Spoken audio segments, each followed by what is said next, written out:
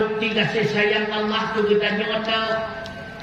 Idza aradallahu bi'abdihi khairan, bahwa Allah Ta'ala menganugerahi satu kebaikan kepada hamba, ajjala lahu uqubata fid dunya, maka hambanya akan disegerakan azab hinoidonya.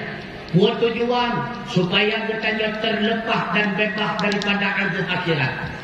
Wa idza arada bi'abdihi syarran, bahwa Allah menghendaki keburukan kepada hamba, maka bahwatanya amsaka anhu bidzambi, Allah akan bertangguh dengan sebab dosa si hamba.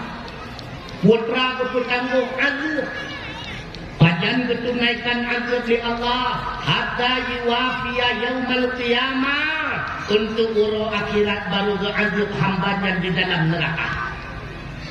Maka Allah tergebi kepada katanya sesuatu yang hanya menyenangkan di akhir dunia, yang bentuk kasih sayang Allah.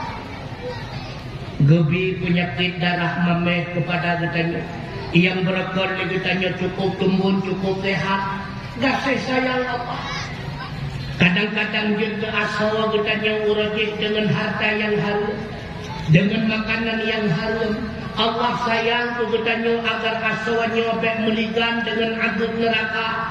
Gukro asawa getanya oleh Allah Ta'ala. Itulah dengan cara gebi penyakit darah mameh. Begitu pula uranya jara getanya kamate kan lumpuh. Kadang-kadang jaranya ho-ho menggege rajih buat maksiat. Gekumate oleh Allah, geazab secara langsung hina dalam dunia, agar katanya terlepas dengan azab di akhirat. Gebi bangai kepada katanya oleh Allah Ta'ala, itu pun hal yang terbaik. Kadang-kadang menyeru bicara kepada katanya hantar temle yang dua, Allah teh hantar temle muruna kaputuh pahala. Padahal tiga tajak bertempat tuntut ilmu yang ibarat lagi seribu rakaat semayang sunat kali tak buat. Allah sayang tu katanya. Allah maha tahu getanya adalah ulum di satu ibadat lain, sedangkan getanya genuk jadikan di Allah sebagai asal surga. Gepu bangai getanya oleh Allah, bahkan gepu bangai nyak jumuat katem yang menuntut ilmu, tiga tayak menuntut menempat pahala, dua dan sebagainya. Sampai-sampai bangai maka sampai-sampai tajak melipat ganda pahala sehingga jadeh getanya tamang surga. Bangai terbaik bagi getanya. Termasuk berbeda kau kegetanya kabah macam akai dan sebagainya. Mewujudkan getanya sabar. Dengan kesabaran jadeh getanya tamang suruh, maka baik beruk-berukkan ke Allah.